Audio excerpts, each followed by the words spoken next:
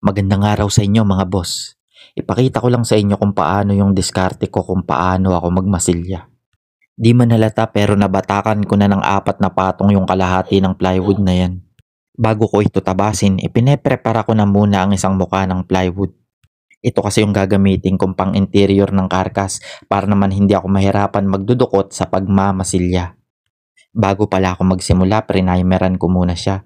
Ginamitan ko siya ng lacquer primer surfacer. At ang ginagamit ko naman na pangmasilya ay lacquer spot putty. Mabilis po matuyo ang mga lacquer type, lalo na po yung lacquer spot putty. Kaya dapat kahit papano may skills po kayo sa pagbatak. Kasi napakahirap po lihahin yan kung bako-bako ang tirada nyo. Kapag nagmamasilya po tayo, dapat ang goal natin lagi yung wala na tayong lilihahin pagkatapos. Hanggang dito na lang muna po ulit tayo. Salamat po sa Diyos. Adios.